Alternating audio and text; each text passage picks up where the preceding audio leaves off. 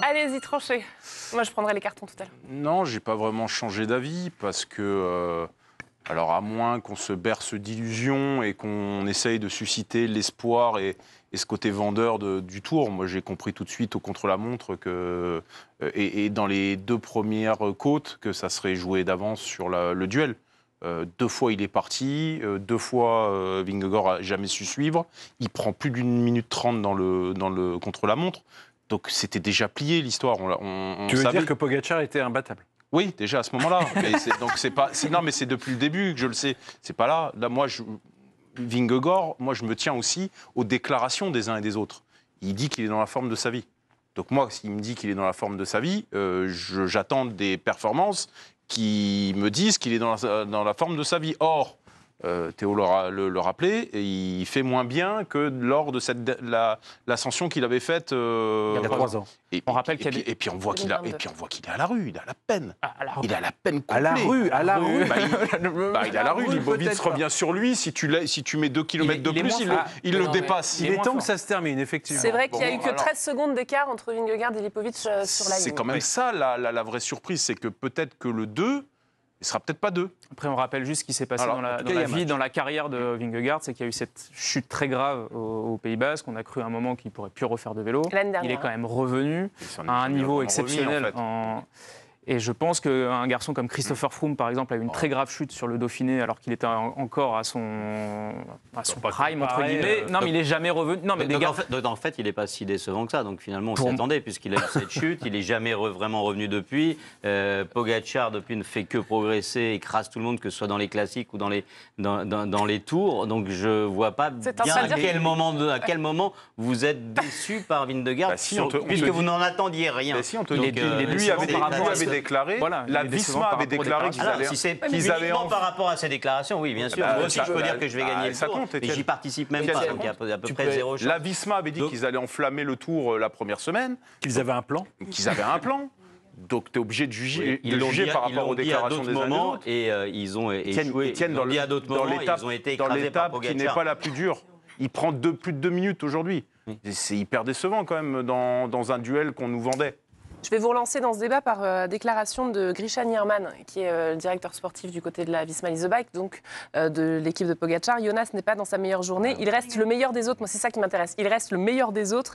Mais bravo à Tadej et à eux, ils ont montré qui était le plus fort. Est-ce qu'on peut dire, après la 12e étape, il est le plus fort et Jonas est le meilleur des autres? Mais on ne peut rien dire, parce que comme vous l'avez relevé, Étienne, surtout, c'est de la com, tout ça. On n'est pas dans la réalité. La réalité, elle était là, sur la route. On l'a vu. On a vu effectivement un Vingegaard qui était surpuissant, lui aussi, par rapport à tous les autres pendant la moitié de cette ascension.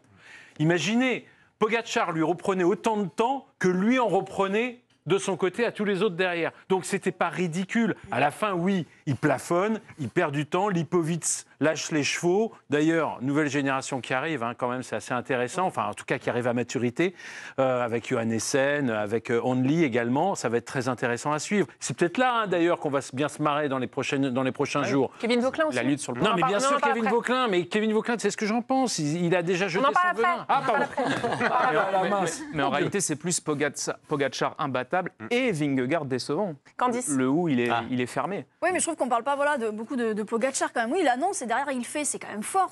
Quand vous avez un athlète, un sportif, peu importe son sport, il dit j'annonce, je viens là, voilà mes objectifs. Et là, c'est quand même sa 3e victoire déjà dans ce Tour de France. 12e étape, hein. Pardon, 12e étape seulement. Mais du coup, il est quand même largement au-dessus, on le sait, il le confirme. Alors oui, Vingegaard est décevant, mais au final, depuis 10 jours, ils sont décevants, lui et son équipe. Est-ce qu'on en attendait? On attendait de voir, on se dit bon, on va voir peut-être s'il arrive à prendre la roue, il n'arrive pas, il arrive au sommet, il est blême, il est en souffrance pendant la montée, et alors que Pogačar, il est presque en train de sourire, il déroule, il parle à une moto, tiens, t'as un carton qui est accroché, enfin... Donc c'est ça qui est fort. À la fin, il se renverse un bidon pour qu'on pense qu'il est transpiré un peu dans l'ascension. Non, mais cette image de la moto, on peut revenir dessus peut-être justement. Oui, c'est une image, je ne sais pas si on l'a, c'est une image qui est quand même assez intéressante. On voit effectivement Pogačar, on est dans le dernier kilomètre, Pogačar, ils sont tous, on vient de voir Vingegaard sur le plan précédent, qui lui est complètement décomposé. Et juste derrière, on voit Pogačar qui est là, dans le dernier kilomètre. C'est pas le plus facile. Et il est là, il dit « Ah, dis donc, t'as vu, t'as un carton accroché à ta moto ?»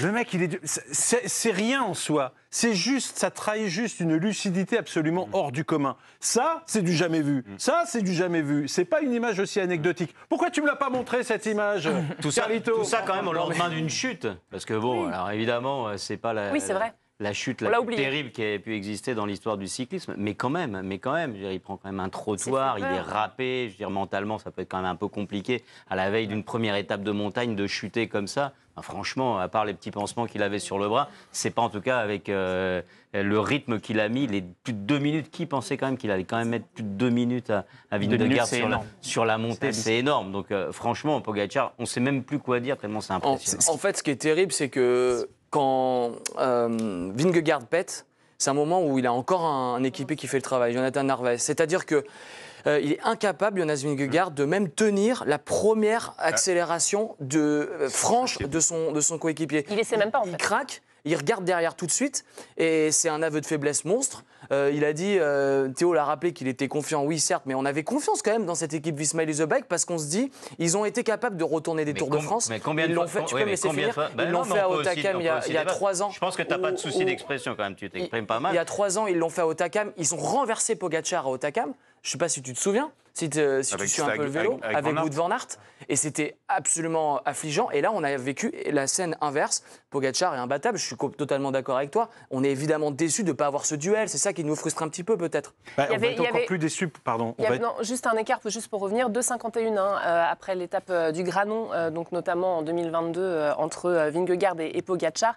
Mais Pogačar qui avait été victime d'une fringale, qui l'avait bien dit à l'arrivée. Mais il repère du temps la même année dans Hautacam. Alors là, je ne sais plus, c'est un peu plus d'1 minute de mémoire avec sur cette montée. Il y a une dimension qui est hyper symbolique aujourd'hui pour Pogačar aussi. Il voulait une espèce de revanche par rapport à cette étape-là qu'il avait plus ou moins oubliée. C'est là que je voulais en venir. C'est que si on fait juste une petite projection, on est dans les Pyrénées, il veut tuer le game. Il veut vraiment gagner ce tour dès les Pyrénées. On sait que d'habitude, c'est dans les Alpes que ça se joue.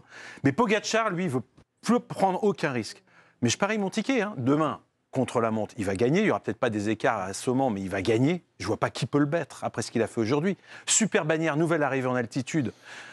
Il ne gagnera peut-être pas l'étape, mais il se débrouillera pour prendre du temps à ses adversaires. Je vous rappelle qu'on a le Mont Ventoux, qui est une montée légendaire. Pogačar voudra gagner au Mont Ventoux, c'est évident. Et il y a la Lose, le col de la Lose, où là, il avait effectivement perdu le Tour de France. Là, il n'aura pas de fringale. Et à mon avis, il mettra toute son équipe, s'il en a encore, des vaillants autour de lui pour gagner à nouveau cette étape. Ça fait, ça fait 6 ou 7 étapes. Alors, ce serait pas mal quand même. Je voudrais revenir sur l'esprit de revanche par rapport à aujourd'hui notamment et cet été d'Hautacam. Vous vous rappelez, il y a quand même, on a entendu pas mal de coureurs dire en fait Pogačar l'a annoncé, Pogačar, et c'est exactement ce que vous avez dit sur ce plateau depuis tout à l'heure, mais regardez ce qu'il a dit en interview après l'étape. J'avais presque oublié 2022, j'étais juste excitée à l'idée d'aujourd'hui, mais c'est vrai que tout le monde venait me voir en me disant c'est l'heure de la revanche, et après il a dit voilà, le plan était parfait, l'équipe était très. C'est encore de la com ? C'est de la com. Bien sûr que c'est de la com. Mais quand tu fais de la com et que tu as gagné, bon, ça passe évidemment beaucoup. L'histoire est belle, quoi. Voilà. Mais enfin, moi, je le faire avec son sourire et la mèche. C'est un tueur. Pogačar, il est vorace, on l'a déjà dit, il est glouton, il veut accumuler le plus de victoires. C'est un Eddie Merckx des temps modernes. Il l'a pas attendu, lui. Non. Et dès qu'il peut en mettre une, il en met une. On l'a vu même au sprint, il essaye de battre Mathieu Van Der Poel. C'est un garçon qui est capable, grâce à ses capacités physiques, de gagner sur tous les terrains, sur des classiques, etc. Et sur ce Tour de France, il a envie d'aller chercher des records. Et on en a parlé hier. Moi, je pense sincèrement que dans les années qui vont arriver, s'il continue à ce niveau-là, le record de Mark Cavendish, de record de victoire sur le Tour de France, ne va pas durer très longtemps. Mais des revanches, il en avait quand même déjà prises. Bien sûr, c'était cette étape-là en 2022, c'est ça, mais depuis des revanches sur le Tour face à Vingegaard, il en a déjà pris beaucoup. L'an passé. Voilà, donc franchement, je pense que, évidemment, il y a une petite partie de com, parce que forcément, il y pensait, mais quand même, il y a aussi une partie de sincérité où, franchement, vu qu'il met des claques à tout le monde sur le Tour, dans les classiques, à peu près partout, je pense que des revanches, il pense les avoir déjà prises. On y va pour le résultat du duel. À votre avis, qui a gagné entre Patrick, moi, je perds tout le temps. Donc. Et Théo. Je pense que Patrick a gagné. Et super. S'il y a d'autres duels, ça va être sympa pour Oh là là. Patrick. J'ai jamais vu. Mais ça, j'ai jamais vu un score aussi haut. Ça, c'est le syndrome Lenny Martinez. Ça. C'est tout bon ou tout mauvais. 85-15. Ça va, Théo? des très hauts et des très bas. Waouh, on en reparlera peut-être. C'est un duel quand même qui aidait un peu Patrick. Je pense. Oui, je pense aussi. C'était pas la question la plus désagréable.